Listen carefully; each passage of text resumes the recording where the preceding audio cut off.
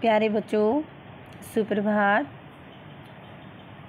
हिंदी कक्षा में आपका स्वागत है। बेटा, आज हम हमारी हिंदी पाठ्य पुस्तक वसंत का पाठ 4 पढ़ने जा रहे हैं, जो कि कविता है कठपुतली। ओके। इस कविता के कवि भवानी प्रसाद मिश्र जी हैं। इस कविता में कवि कठपुतलियों की जो स्वतंत्रता है उसकी बात करते हैं कि जो कठपुतलियां हैं वो स्वतंत्रता की इच्छा से स्वयं अपनी बात व्यक्त कर रही हैं। उनके सामने स्वतंत्रता को साकार बनाने वाली चुनौतियां हैं। धागे में बंधी हुई कठपुतलियां पराधीन हैं, अर्थात दूसरों के अधीन हैं। वे अपनी मर्जी से कोई भी कार्य नहीं कर सकती, कहीं भी आ जा नहीं सकती। तो इन्हीं दूसरों के इशारे पर नाचने से दुख होता है। दुख से बाहर निकलने के लिए एक कठपुतली विद्रोह कर देती है। वह अपने पांव पर खड़े होना चाहती है। उसकी बात सभी कठपुतलियों को अच्छी लगती है। स्वतंत्र रहना कौन नहीं चाहता? चाहे बेटा कोई भी हो, हर कोई स्वतंत्र रहना पसंद करता है। लेकिन जब पहली कठपुतली पर सबकी स्वतंत्रता की जिम्मेदारी आती है, वह सोच समझकर कदम उठाना ज़रूरी समझती है। ओके बेटा, तो आइए इसकी हम सप्रसंग व्याख्या करते हैं। कठपुतली गुस्से से उबली, बोली, ये धागे क्यों हैं मेरे पीछे आगे? इन्हें तोड़ दो, मुझे मेरे पांवों पर छोड़ दो। तो इस कविता में कवि क्या कहते हैं? भवानी प्रसाद मिश्र जी कहते हैं कि एक बार एक कठपुतली को धागे में अपने हाथ पैर बंधे हुए देखकर बहुत ही गुस्सा आया।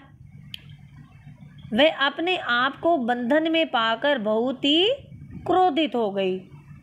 ठीक है, कठपुतली गुस्से में उबली, अर्थात जब उसने अपने आप को धागों में जकड़ा हुआ पाया, धागों से बंधा हुआ पाया, अर्थात बंधन में पाया, तो उसे गुस्सा आ गया। वह अपने आप को बंधन में पाकर बहुत ही क्रोधित हो गई। उसने अपने मन के भावों को व्यक्त करते हुए जोर देकर कहा, इन धागों बंधनों को तोड़ दो, इन्हें तोड़ दो। ठीक है, उसने अपने मन के भावों को व्यक्त करते हुए जोर देकर कहा, इन्हें तोड़ दो, इन धागों को, इन बंधनों को तोड़ दो, मुझे मेरे पांवों पर छोड़ दो, मैं आत्मनिर्भर बनना चाहती हूँ, इन धागों और बंधनों को तोड़ दो। ठीक है, तो इस प्रकार जब कठपुतली को अपने आप में जब उसने देखा कि धागे में बंधी हुई है, तो उसको गुस्सा आ गया। तो जब कठपुतली को धागों में बंधे होने के कारण उसके जो मन में भाव उत्पन्न हो रहा था, क्या भाव था? कि वो बंधन में बंधी हुई थी और वो अपने मन से कहीं भी आ जा नहीं सकती थी, और वो एक किस्म से मतलब पराधीन थी। और उसके मन में जो पराधीनता का भाव था, उसके बारे में उसको पता चलने पर वह क्रोधित हो जाती है, आवेशित हो जाती है, और क्या करती है? स्वतंत्रता की पुकार करने लग जाती है। इज इट क्लियर बेटा? आगे है बेटा, सुनकर बोली और कठपुतलियाँ कि हाँ, बहुत दिन हुए हमें अपने मन के छंद छुए। तो जब पहली कठपुतली ने बात रखी, तो उस पहली कठपुतली की बात को सुनकर जो दूसरी कठपुतलियाँ थी, वो भी उसका समर्थन करने लगी और क्या बोली? हाँ, हमें भी बंधन में पड़े हुए बहुत दिन हो चुके हैं, अर्थात हम अपने मन से कहीं भी, हम अपनी इच्छा से कहीं भी आ जा नहीं सकते। ठीक है, तो वो जो है पहली कठपुतली का समर्थन करती हैं कि हाँ, उसकी जो बात है वो बिल्कुल सही है, हमें स्वतंत्रता चाहिए। तो उसका समर्थन करते हुए बोलती हैं, हाँ, हमें भी बंधन में पड़े हुए बहुत दिन बीत चुके हैं। ठीक है, तो मतलब यानी पहली कठपुतली की जो बात सुनकर दूसरी कठपुतलियों के मन में भी बंधन मुक्त होने की इच्छा जागी। इज इट क्लियर बेटा? आगे चलते हैं। मगर पहली कठपुतली सोचने लगी, ये कैसी इच्छा मेरे मन में जगी।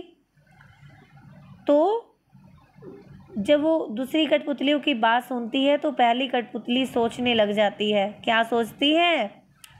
कि उसके मन में स्वतंत्र होने के भाव कैसे पैदा हो गए।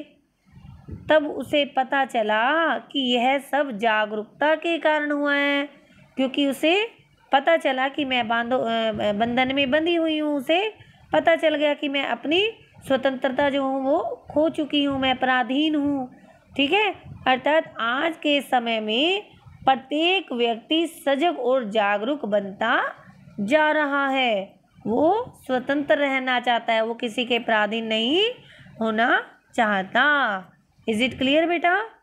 तो आपको ये कविता समझ में आ गई होगी। ठीक है, इस कविता को आपने ध्यानपूर्वक पढ़ना है व इसके पश्चात इसके शब्दार्थ व इस पाठ के प्रश्न उत्तर आपने अपनी उत्तर पुस्तिका में लिखने हैं। ठीक है, और याद करने हैं। इज इट क्लियर बेटा? ओके बेटा, थैंक यू सो मच।